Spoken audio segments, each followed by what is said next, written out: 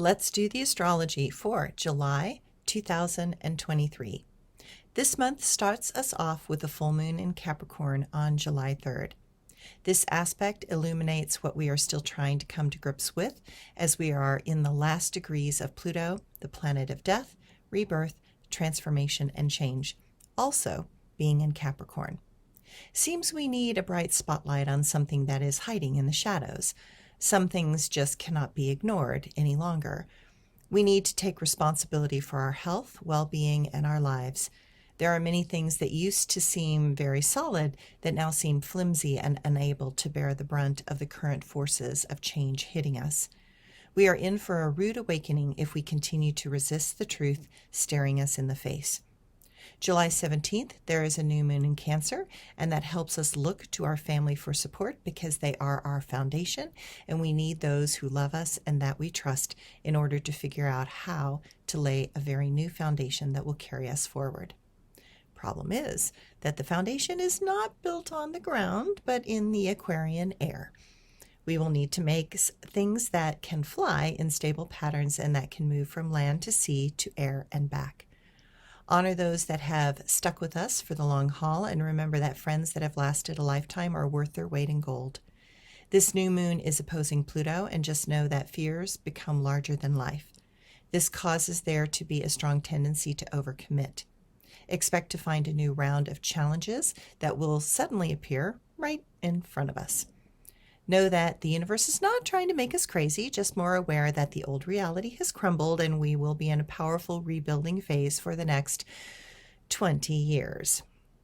I know that sounds daunting, but if we realize that we all have been in a type of psychological war, then the angst that we feel is because we have been actively traumatized by those in power who want us weak and afraid. They believed we would be easier to control that way.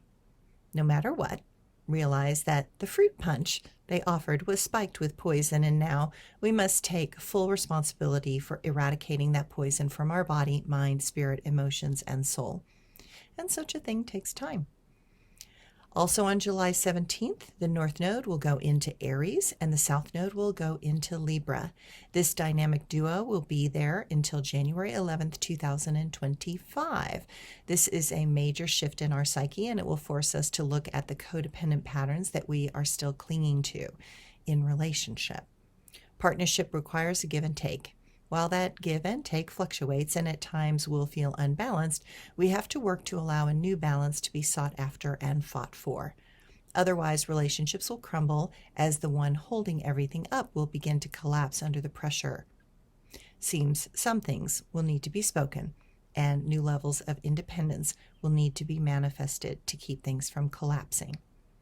These shifting nodes, Aries, Libra, make us address the parts inside that intend to find liberation through heroic means and intend to define who we are now with a ruthless determination to be freed from the shackles of past karma. I expect this to ignite a few major global events that will show the conflicts that have been seething below the surface for too long. Under this aspect, those conflicts will break through the surface of our consciousness, not unlike a volcanic flow of lava as it breaks open the ground so that it can flow to the ocean. What will emerge from that very hot lava will be great leaders, heroes, and visionaries that are going to ignite a global willingness to fight for a better world and future. The South Node in Libra wants peace and better social dynamics. It requires us to move to create a world that allows for justice and fair play. We will see those that are wearing the masks of dogma with the intention to bind the hands of the weak, and how they use the voice of an authoritative inquisitor to break the backs of the poor. And it will just not be okay any longer. We will begin to see that the patterns of the intentions of Pluto and Capricorn were to bleed hope from the people and instill widespread corruption. Pluto and Capricorn clearly wanted to cause society to become addicted to fear and create looping endless mazes with no escape. And Aries North Node wants and demands that we restore honor. To do that, it will actively inflame conflict, cause cataclysms, and spread forms of devastation. Each of us will have to look at where we have been willingly playing the victim and avoided the destructive truths that some accepted as facts that were designed to intentionally cause harm. When masses have been suppressed and life force energy was restricted to the point of global suffering, the only way at times to break out is to assert that internal power and shatter the mental prisons that have chained us and kept us down. Do not get into petty feuds with petty tyrants. Make a choice that is noble and worthy of the effort. Do something that is not just for yourself but others. We are entering into a time when we will have to go with our gut instincts and move from a place of fearlessness and courage. When we understand that we are fighting for peace and to bring about a better balance, that is where we will find the power within that is willing to do what it takes. July 22nd, Jupiter will semi-square to Neptune. Be aware that hope that is easily found may not be the one that is holding the most honor and respect. Be careful in giving one's faith in others until they have proven that they serve a greater good rather than their own personal agenda. Venus decides to go retrograde on the 22nd in Leo. It will stay in this position until September 3rd. It is time to commit to a better and more balanced financial budget. Things are not going to be easy or smooth. Seems all things have some sort of twist that forces us to adjust. Past relationships could come back around once again. Look to see what needs to be said and what needs to be forgiven.